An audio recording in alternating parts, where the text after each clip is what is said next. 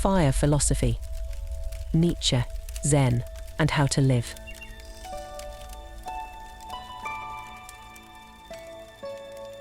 Greetings, fire philosophers. I'm here with Dale Wright. I'm Christoph Piekarski, and we have both just finished reading A World Appears, A Journey into Consciousness by Michael Pollan. And this will be our first chance to talk about what it is we read and how it impacted us. And of course, maybe our readers don't know this who haven't read this book, but Michael Pollan enters the world of Zen. And so I thought it's quite an appropriate book for us to talk about and see how it landed. So I have to admit, though, Christoph, when you first suggested this topic and that we both read this book, I don't know what I said. I probably said, yeah, but I'll think about it. But my real inner thought was, really? The consciousness is what's called a really hard problem because you can never get out of it to look at it. You can't bring it before you as an object. And so it has puzzled everyone to figure out what to say about it. So we're going to talk about this abstraction at a time where we're at war and there's chaos in our social institutions. Our culture is deeply divided and we each have these problems of our own. That abstraction, do we really want to go? But so I did, and it was just the tonic I needed, in fact, to lift me out, focus down on the kind of concrete issues that I'm struggling with every day, and up into a realm where you're thinking broadly, many things, and that breadth gets brought to the more concrete, practical, difficult issues that we're facing. So it was good for me, even though my first response was resistance. Look at you persevere. Let's start with a couple basic definitions. I know there's another book I've had on my shelf for a long while. It's called 19 Ways of Looking at Consciousness. And a good rhetorician always starts with defining one's terms. And what landed for me, maybe somewhat reductively, is that there are what I would call layers of increasing, I don't know if complexity is the right word, but we go from something like inanimate, let's say something like a rock, which we assume has nothing pertaining to consciousness. And then the layers start stacking where we get to intelligence next, something like a computer. Then we get to something like sentience, where typically we maybe look at plants and say, okay, they obviously feel things. Then we get maybe to the animal layer where we apply the word consciousness in an ever increasing amount. I don't know if there's, for lack of a better word. Layer or level was a good word you used earlier, where, and the structure of the brain has these various layers or elements from the brainstem all the way up to the cortex. So that said, and maybe this is too general, but having read this now, what is your working definition of consciousness? And is it in any way different than when you began reading? I doubt it, because this is something I've been pondering and dwelling on and meditating on for most of my life. But I really appreciate the book, and there were many things that were clarified for me and brought. But to the title, I like the title of your book, 19 Ways of Looking at Consciousness. For me, that's something like 19 ways of using this one word, 19 meanings that we could apply, that we do use when we use this word. So for me, the word at consciousness itself is creating more confusion than clarity. And if we get stuck on a word where, the consciousness is this thing, when it's one important thing in the world, and we have to be able to define it. But really, it's our awareness of it has to do with our vocabulary for it, and it meaning we can look back and see that we're conscious, which other beings and so on can't do. But reading Michael Pollan helped clarify for me what I've always thought from your description as layers or levels of deepening, enriched consciousness from sentience at the bottom, where you can say a tree is sentient in that when the sun comes out, trees all close down over the night. The sun comes out in the morning, and the tree responds and turns towards the sun. So it is, in some sense, aware of receiving rays from the sun. So plants have this kind of awareness, which is a basic word I think is more helpful than consciousness. But then working all the way up to self-awareness, you get more and more sophisticated forms of consciousness. Since you brought up plants, and it is how he enters this world, it's interesting that part in the book where some plant biologists are saying, look, if it has what we could call a kind of memory, and if we could prove to some extent that we could anesthetize it, then you have memory and this feeling of pain or no pain, and it's a gradations toward those tricky lines that maybe the difference is really time. Maybe plants are beyond sentient. It's just that we're imposing our time frames onto it, as in also that experiment with that thought experiment where aliens looking down at humans at 1,000th speed would look at us as plants just standing around. Right. So I found that interesting. Some botanists actually push in that direction, but we always think, okay, they're entirely fascinated with plants and they just focused on plants and they're finding all these things about plants that we just don't see. No doubt projecting as experiments, things like consciousness on plants. But there's an awareness there that's really interesting that we're only now beginning to explore. Wow, we're going into the deep end right away. You know, all the stuff, all the recent studies about rainforests as ecological systems, that there's families and there is an awareness of which tree or subsection is kin, which is enemy. All of a sudden, this stuff to me gets dicey faster than it gets resolved. Yeah. I'm withholding.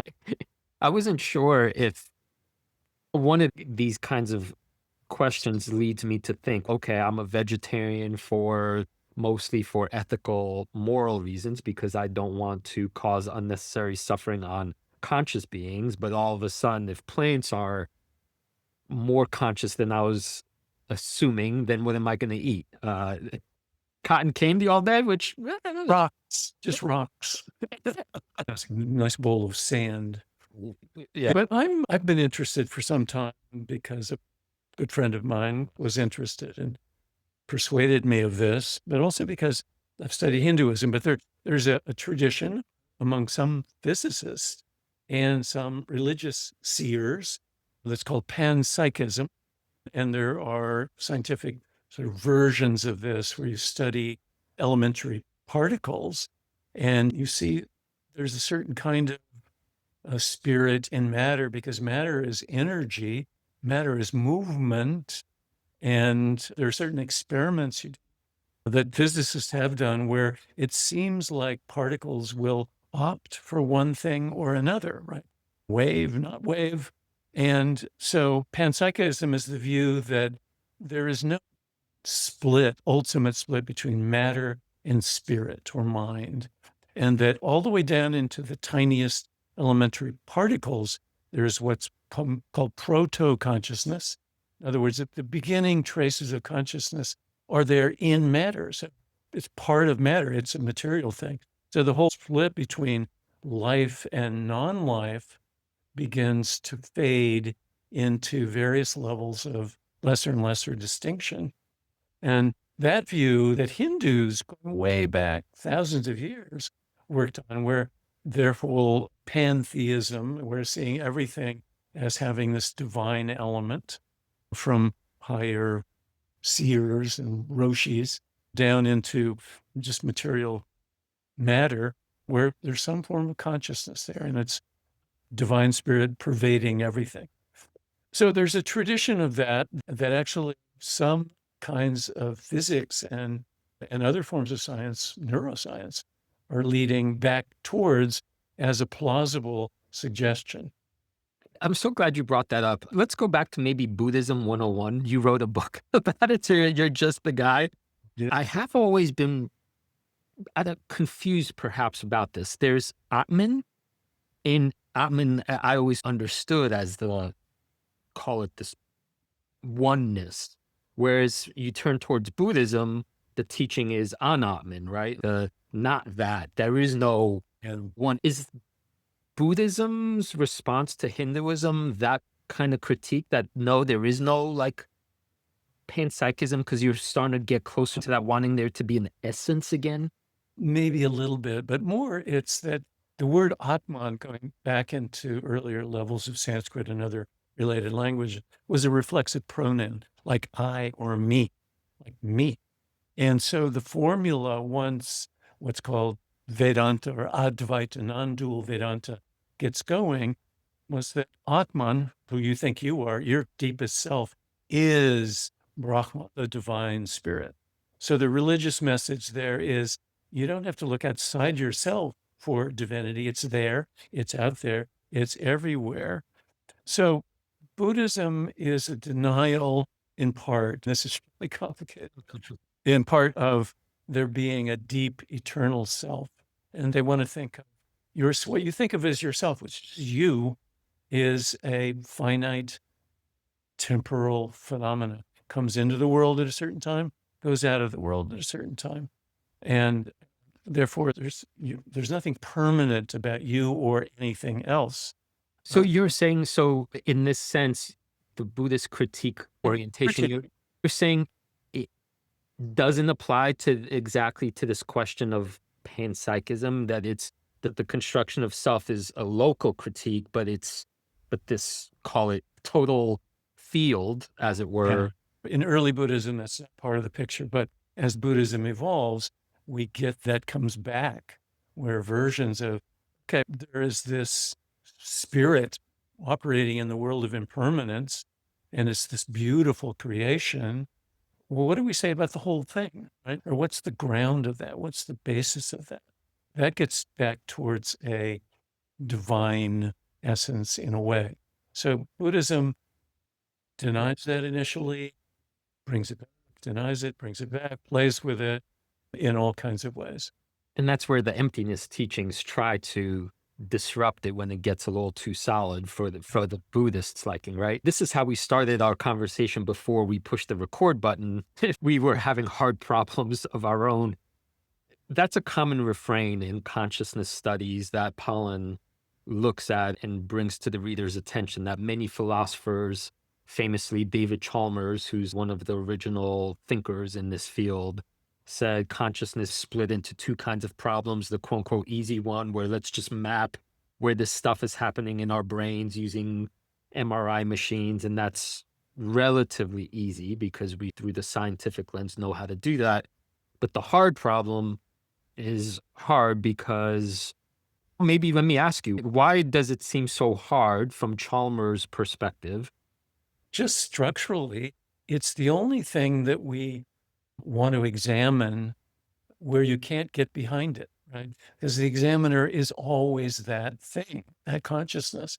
So I can't step behind myself and analyze my consciousness, because consciousness is the one doing the analysis. So it's structurally difficult. It furthermore is, in the current state of the art in the West, it's made hard by the fact that Michael Pollan points out on a number of occasions that many of the scientists and philosophers who study consciousness, they're going to solve this really hard problem, they rarely explore, understand their own, right? They don't engage in meditation. They don't work in phenomenology, which is, okay, go inside and see, what does experience look like from the inside, not outside as an object? How do you describe it just purely as description from the inside? They don't engage in psychoanalysis. They engage in meditation techniques of various kinds. So they're, on the one hand, they're really smartly engaging in consciousness as an object of study, but they're missing something really fundamental and an opportunity to attune the objective analysis of consciousness with what it looks like from the inside, and really spend some time looking at it introspectively. At some point, I think Pollan does equate Chalmers with Descartes and Galileo and Locke, the main philosophers that basically split subject and object. And from there, we have the phrase duality. And so the moment I teach, anytime I try to teach my Zen students like the basics, I point them immediately to this: what is the difference between duality and a Buddhist sense of non-duality? Yeah. And I suppose my question to you, in context of having read this book, do you, this is, I phrased it as, do you think Dogen, that one of the founding teachers of Zen, or the founding teacher of Japanese Zen, Okay. would read this and think, yeah, I get it, Dave, this is a hard problem? Or would he more likely say, no, that's the whole problem. You're thinking dualistically. And if you get out of that, the hard problem disappears.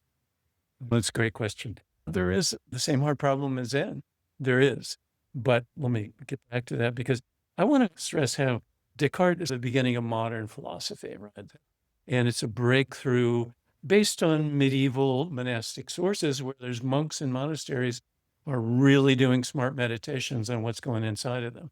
But Descartes' a breakthrough, but he's really just, not just because that sounds dismissive, really doing is mapping what's been developing for several millennia when the spirit or the mind or the soul is created in Western cultures. So that go back far enough in Western culture, any culture, and no self-consciousness, right? Self-consciousness is an emergent property at some point. At some point, a few centuries BCE, their soul theory begins to develop.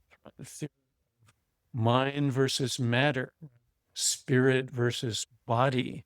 And so that's when you get these ascetics, monks who are out torturing their body because they've learned to say, I'm not just my body, or I'm not my body at all.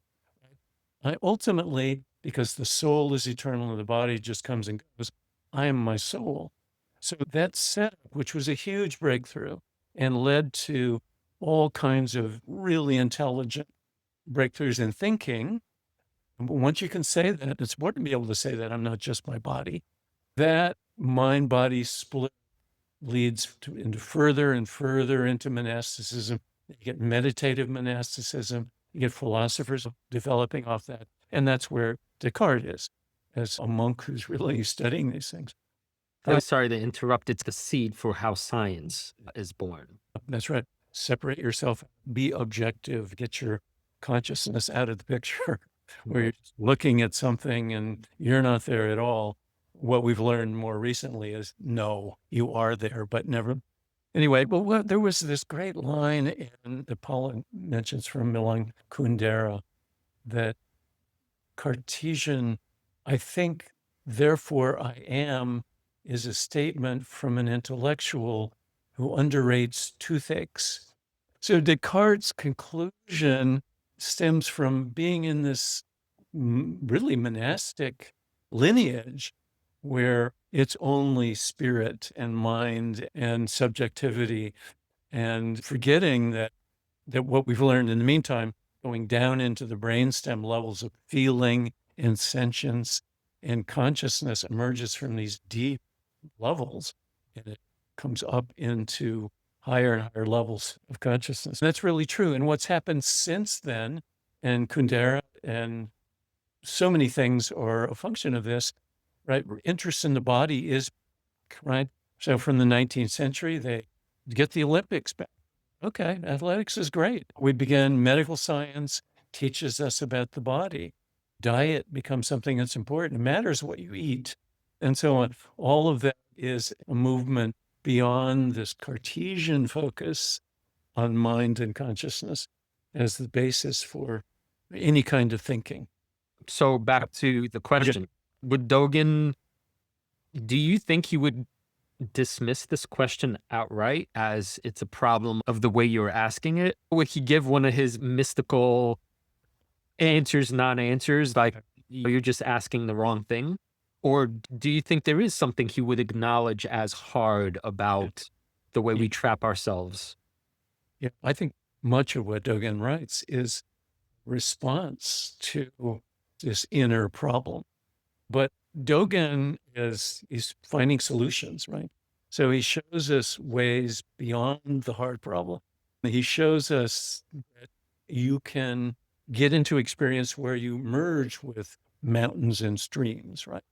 Where you enter into a pure awareness, where you can go deep into meditation and not be stifled by some problem up on the higher level. But we have to realize too, the reason we love Dogen and Zen now is that Dogen gets read through the romantic turn in Western culture, right? You and I are romantics. If we trace our lineage, we want to get to some spiritual depth.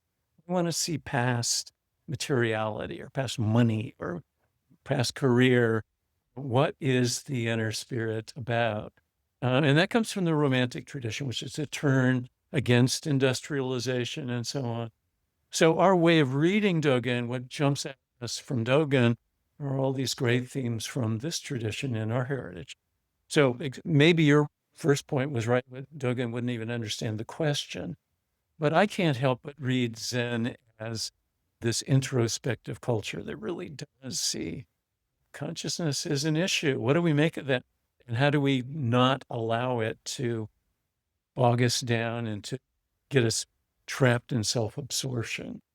Other problems that we have. What I loved about this book and Pollan's writing in general is that he has this lovely quality. I don't know if you sense it too, Dale, of being willing to really put himself into the experiment and critique himself. And it's endearing, actually, as a journalist, and he's not above any of it.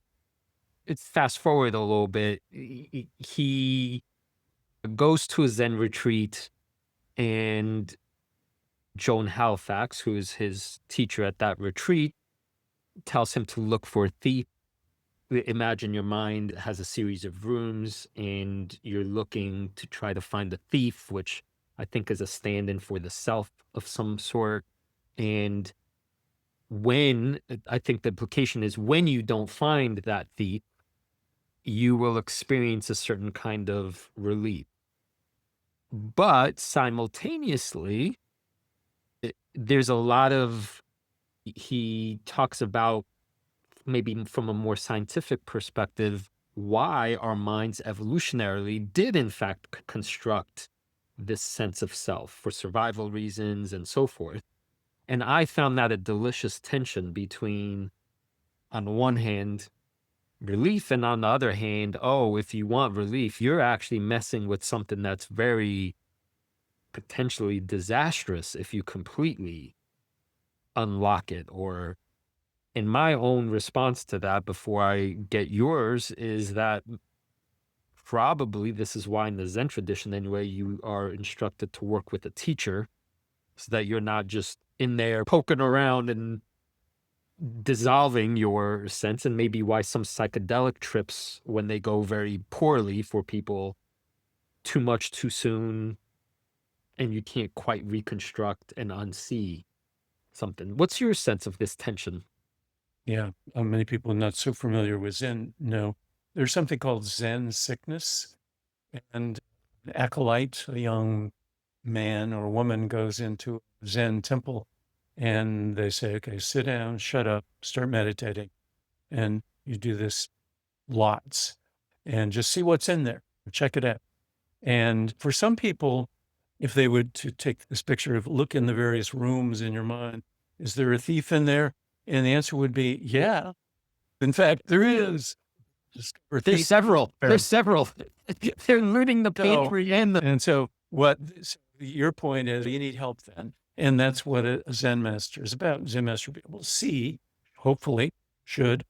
That's the point of their being there. Say, okay, yeah, I could take you further into this, but I'm going to say, go home, go back to the family farm, plant some rice. This isn't the right thing for you. Maybe it's just not right now. Maybe it's not right altogether, but that kind of inner exploration can be, there are some risks there. But the point of the look in every room for the thief and you just go, it's not there, it's not there, it's not there. That's great. So that's liberating. But doesn't mean there's not issues in these various rooms or even problems or things to consider. So if you take it to be no thief, no need to think about anything, then you're really screwed. Right. Then your life is going to be a disaster. I was wondering, Dale, how whether we would bring Nietzsche into this at all. And I know there's many theories about the end of his life, medical or not, but I do wonder what I think I know Nietzsche as his, say, greatest accomplishment to me is his fortitude with which he kept exploring. Hell or high water, he was really going to explore. And a very maybe facile thesis is maybe he explored a little too much. Like that this book or all of this it feels like there ought to be some sort of Pandora's box warning on all this to the initial point. And I know that's too easy a one to one, but It's a good point. And so either he couldn't stop and he was just compelled to just keep going, and his introspective capacities were enormous, right? He could see what was happening inside of him and see what was good in there and what wasn't good and so on. And either he couldn't stop or he just wouldn't stop. He said, I'm alone here. Nobody, a few people, he would read his writings and they'd say, wow, this is unbelievably great, but dangerous. And let's pull back from it. So he felt alone in his journeys into these deep matters. And my sense is he felt like, I'm not going to stop. This is, as he said, this is brilliant. This is insight. And I'm going to go get it and I'm going to speak it. And I'm not going to be afraid of that. But what his end of life insanity was about, who knows? We can't really analyze somebody who lived well over a century. there's a sort of, to my readerly eyes, a villain in this book. It's overstating it, but there's one kind of interlocutor with whom Pollan crosses paths that initially when I was Hurlburt, I think was his name. Anyway, and his instructions to Pollan were something along the lines of be as precise as possible when describing to me what is it you actually experience, which is phenomenology 101, I think. You just, not the content, but the process. And I hope this isn't a spoiler for anyone that's read this book. What Pollan tries to do this, and what he gets back from Hurlburt is your inner sense, your inner life is actually quite shallow, because he's saying that to Pollan, because you can't quite put a pin on what is actually happening. And Pollan ends up critiquing that approach. What was your take about that, their little dance there? Yeah, I vaguely remember that, but the inability to describe in specificity, in detail, what's going on in your mind is one we all share. So we're all shallow in that respect, every one of us. If there's a spectrum, the whole line from really unintrospective into introspective, Pollan's way along the line, right? And this part of, so he's very aware of a lot of things, both interiorly and exteriorly. But one of the, along the same lines, one of the brilliances or brilliant dimensions of this book and of him as an interrogator is that he will explore theories. And the way he does it is so incredible. He doesn't just read a book and say, here's what I learned. He reads the book and then he goes and talks to them. He flies to London and interviews these people, or he gets them on Zoom, wherever they are in the world. So the whole thing is interviews with these neuroscientists and philosophers and others who are exploring consciousness. And what he does with them is he never settles down into any of them, which is fabulous. Just, okay, explore this one. Okay. Then raise some questions. Go look at another one. Put them in juxtaposition to each other. And then another and another. And the book is such a great summary of thinking about consciousness and self and inwardness that it really does. I can't name what he does it work on. It's incredible. And he does it through this interactive approach. And one of the, to jump off that for one last point here, is one of the great things about living in our time is that we can do that, right? We're not just, we don't have to follow the rabbit hole of our one teacher or our religious group or even our culture, right? The two of us have explored other cultures. Many other people have too. We have access to all of these things. We don't have to just be a believer down one stream. We can see them in relationship to other. We can see strengths and weaknesses and begin to juxtapose them and see how they merge. And that's something new in our time, something really extraordinary that we have available that previous cultures, people didn't. Yeah, I found it delicious. That's why I preemptively, but I skipped ahead to say he ends at a Zen retreat, which to me is, from my own biased perspective, and probably from yours, a very obvious place to end where doing a deep dive into this stuff. So I'm glad he went there. One point on that is he uses the word practice. Says at the very end, what I really learned from this is all kinds of theories, great, but that practice is the key, practice of interiority. So that's the lesson in the cave at the end in the Zen retreat.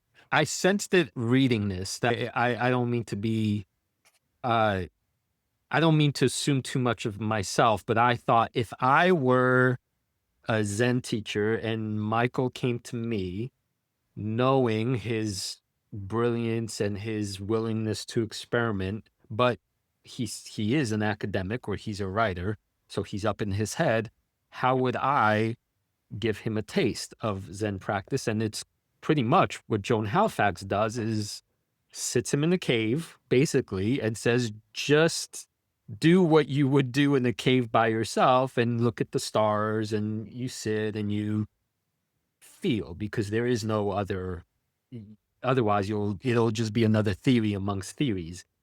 And that to me had a really beautiful poetic quality that's beyond the theory, and you can't express it in any other way besides this anecdote. And he does give us a little bit of the yes, and then the clouds parted, and I saw, in my experience, I dropped in, I think is the phrase. I dropped into that larger cosmic space. So I love that. I love the way it ends there. Me too. That was great. And it was partly a function of there wasn't one theory that in the end he could say is his theory, and he wasn't able yet to synthesize all the theories into his own theory. And in a way, he's saying, I'm not sure I care. I've learned so much, but what I've learned primarily is practice is the key. Observe my consciousness. I only got so many more years to live. Deal with the self-inflicted pain, the damage I've done to myself. Learn to relax, learn to open up, learn to appreciate the consciousness animals and babies and children have that's not caught up in all the planning and imagining that we're doing that are really just taking in the world. Learn how to do that again. One of the people who he interviewed said that the older we get, in my experience, this is true, the more our mind is taken out of the world and direct experience, and the more I'm in planning, I'm in daydreaming, and I'm in worrying, and I'm in trying to anticipate certain consequences that might be coming. I'm doing that all day long, and I'm communicating with people. And I'm on my phone, and I'm scrolling, and I'm talking to you, and I'm not really in direct contact with the world. I'm really in my head. And maybe that's especially true of intellectuals, but I think it's true for all of us. I think this is where some people encounter a danger zone. And you use this phrase, return, almost as though you meant to say, correct me if I'm wrong, the intention is to return to the more childlike state where wonder and the preconceptual mind is not yet so hardened. And I think T.S. Eliot spoke about this returning to the same place and seeing it again as though for the very first time. But I think the danger here is, as far as I understand, it's always a sequence. You have to start with that place of you're born a child, then you do have to construct an ego. When you deconstruct it, though, it's not like your memory is wiped out and you return to the childlike state, because literally you would then be a child again, but you've retained enough from the, call it, mid journey, to know that you are both an adult and a child at the same time, which of course in Nietzsche's transformations, it's the highest form is the child again, but it's not as simple as that, right? It's not, it wouldn't fit. Yeah, but nobody really wants to become a 2-year-old again. Wailing, and as we know from neuroscience too, that everything you've done with your brain and your mind is there. Now, it can fade if you stop using it, or if you use it less, it will diminish and other things will grow. But so the activity of meditation or any form of self-transcendence or engagement in music or art or something like that is to open up some portal path back into some really powerful direct experience that you will experience along with all of your planning and all of your cogitation and all the things that are going on in your mind. Inevitably, you will never get out of that. If somebody did get out of all the development of their mind, if they managed to do that somehow, it would be a form of insanity, complete insanity. And that is one of the issues with the, call it, psychedelic shortcut, though I'm not sure if shortcut is, I agree exactly that there is such a thing as a shortcut ever.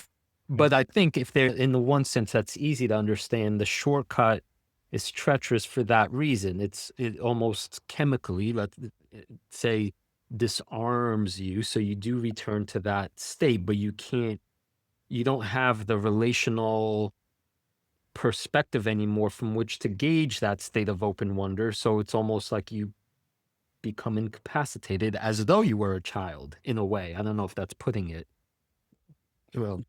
But so reasonably controlled use of hallucinogenic substances is just a taste of something quite other than ordinary consciousness. It just opens things up. And you do feel it, in my own limited experience, as a retaste of childhood. One of my earliest memories is as a 3-year-old finger painting, and there's the blue and the red, and they're so vivid, and my hands are in it, and the colors, just everything. There's a taste of that in hallucinogenic kind of experience. Fortunately, it only lasts for a couple of hours. Or infinite amount of time from the perspective of the person on the journey, time being relative and all that. One of the best definitions in this book that really touched me or made me pause was, I can't remember when it happens. Consciousness is felt uncertainty. I thought, is that good enough for a tattoo? Like that shortcut. And then I thought, okay, now in Zen practice, at least some forms of it, feels like it's encouraging us to tap into don't know mind and stop creating more concepts. In other words, to luxuriate in uncertainty, as Keats said about what poetry is and swimming in the lake. You're there to not know on the one hand, but then the flip side seems to be the uncertainty will always be there, right? But call it the perceiver. That's an issue. And we want to focus more on the sort of dissolving the one who feels the uncertainty. And I don't know if that's a tension that is a tension from your perspective, or the same two sides of the same coin. Yeah, I was struck by that too, but I'd never run across that. The consciousness is felt uncertainty seems too strong to me. But that I can imagine if I think myself back into early human, prehistorical human life, and then back into evolutionary levels of animals, that that uncertainty does generate consciousness. A lot of it, right? You've got to find food, you've got to stay out of danger, and there are a lot of things that you can't be sanguine about. You've got to be dealing with them. And so that vulnerability, that sense that our bodies are real and they're destroyable, they can be hurt, they can be killed. that gives rise to a lot of consciousness. And the realization that humanity comes across at a certain point, it's not just that I see other people die, but I can die. That gives rise to enormous amounts of inner speculation. So yeah, I think that formula was something new to me and really interesting. Actually, Dale, if I could unpack something, maybe I went too fast, just one bit for listeners who have not read this yet.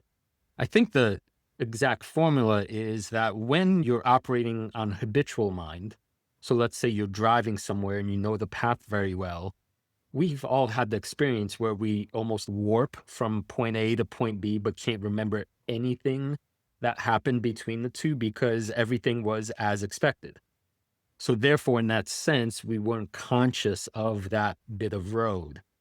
So we were in habitual mind. But the moment, let's say, a tiger jumps out or there's a unexpected bike or a traffic light, we notice it because we could not have predicted it. And that's what creates this feeling of, oh, we're back. I think that's the mechanics of it. Yeah, that's good. But I would say that during that half hour in the car that you can't remember, you weren't unconscious. Your mind was really active, right? You were daydreaming. You were drooling over the Porsche in the lane next to you. Lots was going on. And so it's not like consciousness arrives out of uncertainty in those instances. It's that you're conscious of many different things. When something dangerous pops up, then consciousness leaps into gear in a special mode and heightened form, but you're always conscious. Oh, so this is that fine distinction between, say, consciousness as the base and something like awareness, which is conscious of what? And there's multiple beams of awareness. And just because you weren't noticing the road, you weren't aware of the road, you were conscious but not aware, right? And we need that's right. You were conscious of the road, but aware of your daydream, both simultaneously, unless you Right.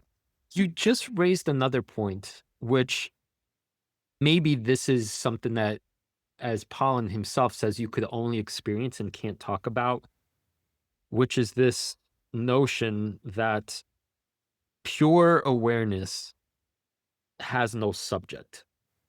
That people who've taken massive heroic doses of the most potent psychedelics, this is what they seem to report back from those journeys, that there was no anchor to it, and yet it was the truest thing they experienced or felt.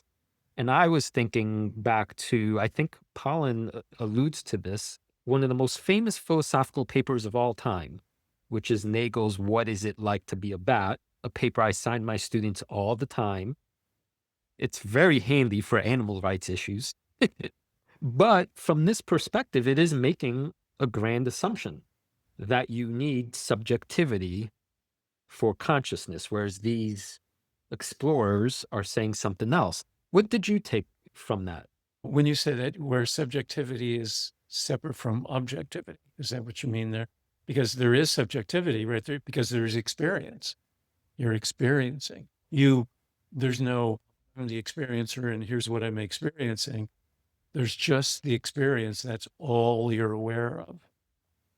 Pure experience in the way we're talking about it now, the subject piece of that is just extra mechanics. You don't need, maybe that's the same thing as panpsychism, that it's just a thing that is, there is no inside, outside.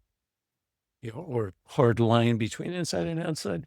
But so for anyway, I think I brought that up because as a critique to the Nagel paper, I just found it fascinating that even an assumption about subjectivity being a cornerstone for a lot of morals and ethics. But one thing that is important here is that oftentimes the claim is made, and experientially you can see that people have this kind of pure experience beyond individual subjectivity, that what comes out of that is a deep relationship to everything, to the other, and so that moral behavior becomes natural, right? So it's not like you're needing to make yourself treat other nicely, that you just are, because that line of separation was at least temporarily eased or erased.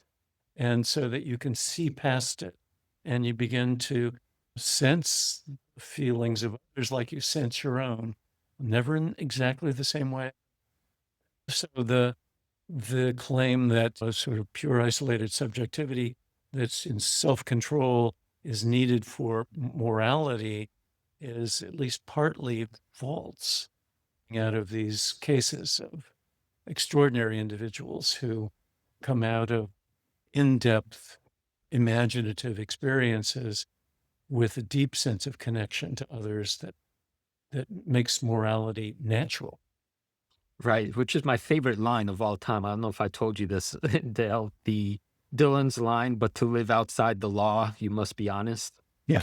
Which is my own life's koan, is how do you get to that space where you just, you know, you don't need to be told. Speaking of koans, Okay. I find this delicious tension running through all of this stuff. We definitely need and form and shape our sense of self. We can't be alive. We'll get run over by a bus looking. Yeah, like a 3-year-old. Yeah. With And simultaneously, and I suppose this is what drew Nietzsche to the Greeks and how they were able to both seemingly explore the boundlessness, but simultaneously they were as interested in the form of things and that tension between form and the boundlessness of Pollonian dynastic stuff. I guess I left this with a question. I don't know how you replied to it personally, maybe on a personal level. If Why are we so fascinated by trying to transcend this self, and we work so damn hard to reify it and achieve, and it's this like this is maybe with the mess of humanity. We want both of these things. Yeah, we do. We do. To me and to you, presumably, both are important, right? So that we can plan and scheme as well as anyone, any fully mature adult, but we sense there's something outside and beyond that, and that it's a trap where that planning and that controlled state of consciousness is a closing down. It's a focusing. And for me, artists and musicians are good examples of a counterbalance for me and for anybody who's in my state of excellence at planning, that an artist or musician strives to open up, let something in, let the world in, block out the plans, put them aside, the scheming, all the operations of the mind, let that go and just see something. Get in a state, wander through the natural world, see things, listen to things, hear them in ways that ordinarily we don't. Right? We'll walk through the park and never hear a bird, never see a leaf because we're totally in our heads. But they need the other side too. At a certain point, the artist and musician needs to close the door, look at what came in. What do you do about that, if anything? And how do you handle it? What are you going to do with that? How are you going to write a song out of that set of noises that you heard the creaky truck make? How are you going to turn a bird in flight into something that you saw that's just another dimension of reality? Now you got to think. Now you're in planning mode. Now you're back with us. And it's painful and artists hate it, but that's the only way to create a work of art. That's what you've got. It's the only way for me to write an essay. It's the only way for us to do things is to come out of that state. But we want the state of imaginative openness. We want things to come in that we block out all of the time. And we want some depth in our life. We want to be able to feel what ordinarily we just don't let ourselves feel, and hear what we block out and see what we just don't look at.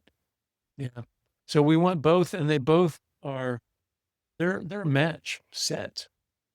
This was one of the maybe more obvious takeaways I got, and yet it surprised me at the same time. I'm referring to my own curiosity about myself. And I wondered in my reading of this book, why did I decide to get a PhD in literature, which is an offbeat choice that not everybody makes. But I came from the world of science because I was studying biology and chemistry and physics on my way to pre-med, and there was a flip. I remember when it happened. It was as though a switch came on, and wondering what this all is took precedence over labeling and dissecting. And this definition to me of every book or every work of literature or art is its own little encapsulated consciousness that there's no other way to experience that thing besides through the medium of the artist. And what you're doing there is just sampling multiple realities. Yeah. That's what art is. And And novelists and others in an art world are the premier phenomenologists, where phenomenology means basically interior, introspective examination of what is appearing, what's coming to me, besides all my concepts about it and the way I divide it and classify it. What is that experience like? So novels, born only, in the 18th century, you're the expert here, really get going in the 19th century. Then you get into modernism, you get Proust and Virginia Woolf and James Joyce and Henry James, whose ability to introspect and describe what's going on in their characters' minds by virtue of describing what's going on in their own minds is just extraordinary. And Christoph, you wrote your dissertation on David Foster Wallace, who was a next stage genius at that same thing. yeah, In the literary world that attracted you to it that I can definitely appreciate and see. but Pollan does take us back to James Joyce and Virginia Woolf as in Proust to some extent of examples of these novelists who are extremely comfortable and brilliant at almost like a painter looking at the outside really minutely with all the nuances of what words exactly float to the top and then transcribing them. You know what always surprised me about that, Dale, is sort of like that phase of, say, literature, is that people, when you talk to them, they always classify those kinds of novels as impossible or as so hard. Oh, Joyce, I can't read him, and Wolf, things don't make sense. And yet there's a counterintuitive thing going on, right? If we in our own minds are always looping in these ways, you would think that reading those kinds of stream of consciousness novels would be almost like a relief. Oh, finally, here's a thing that I could resonate with because it's so shapeless. But it's quite the opposite. Here's a chance to see what you've been doing. But that seeing is painful and awkward. And if you're not at least partly introspective to begin with, you won't even see it. It's just nonsense, a bunch of words. Choices. Yes. So it is hard in that sense. It's difficult because introspection is difficult. The difference between knowing what's going on in your mind and knowing what's going on in the world around you is huge. Really is. We know a lot about what's going on around us and about the objects in front of us, but what is going on in our mind, that's much more difficult. And scary. I do remember one of the first times I ever sat zazen inside a zendo. I do remember there was this quality, not of the, say, discomfort of the physicality, that was almost not on the menu, but almost, and I imagine this is what keeps most people from trying this kind of thing. There is a sort of surface level terror. What am I going to discover when I slow down enough to see what's actually happening, especially in our productivity juiced capitalistic conveyor belt? But right, but I don't know if you could remember to the days pre meditation, and once you get through that terror and you show up for the second or third time. Or did you experience something like that? Or Yeah, it's difficult. Yeah. I began meditating in a chair. So when I got to Zen finally, actually the pain of sitting there was really real. Wow. So that was definitely something that came to the fore for me. But yeah, but that itself, so the Zen teacher is going to say, that's interesting. Experience that, feel that. Is that damaging you? No. Then observe it. Find out what it really is. Find out what part of your mind is. See if there's any way around that. So you just begin to examine things and explore and figure out if there are things you want to avoid. What do you do about it? Dale, we here at Fire Philosophy tend to ask implicitly always how we should live given whatever piece of text we're examining. And we just talked about this book, and I have an intuition that how we can asking that question now will be useful for our listeners. I have a guess. I think I know how you might answer this with regard to this text, but I'm going to let you speak for yourself regardless. You tell me what you think Yeah. I'm going to say. You want me to guess? I Yeah. think that as we already spoke, this was a delightful book. But in part, it was because he himself was flexible through the different theories. So it wasn't, in a sense, aiming to prove one thing above another.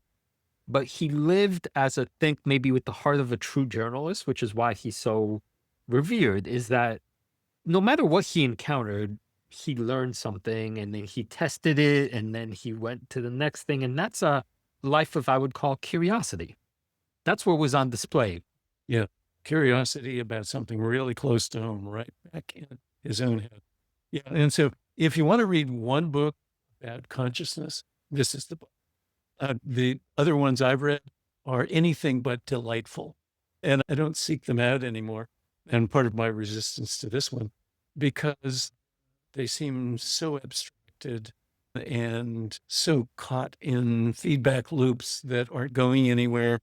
So it's because it's such a difficult topic. And so the neuroscience of it is maybe you can figure out a lesson to be learned about how to live from that, but I'm not sure what it is. And from that point of view, from that very practical, pragmatic, exploratory point of view, if everything I'm doing is in studying has some relationship to how to live, it's more difficult to draw a connection. But if one person writing a book has done it, it's Michael Pollan in this. And it's partly, he's just such a delightful person. He's got this big smile. He asks good questions. It's all in dialogue form. And he doesn't pontificate about anything.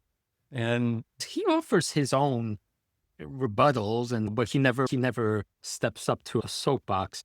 You did remind me, though, in the early days of Fire Philosophy, I really wanted to read the book by Robert Sapolsky called Determined, about free will. And I remember your resistance, and that's so interesting because it's the same flavor, because there is when somebody has a theory, they can't see beyond that wall. And for our purposes, that's not how to live. We want to, right? Whereas to your piece on Goethe is like, live with imagination, live from imagination, not certainty. And I think that's what this book showed in spades, how to do that, how to explore. Yeah. And if there's a koan or a puzzle that has really stumped Western thought, it's the total stand-up between free will and determinism, where this, from other points of view, you got the question wrong. You're going to get stuck in that question forever. And analytic philosophy is beginning to work out some ways to slip out of the knot, not so quickly. So what, Dale, do we give this, 5 fireballs? 5 fireballs, indeed. We'd love to hear from our listeners and our readership. And we, of course, are open to comments and further dialogue, should that be something you all request. So signing out, over and out, on behalf of myself and Dale Wright,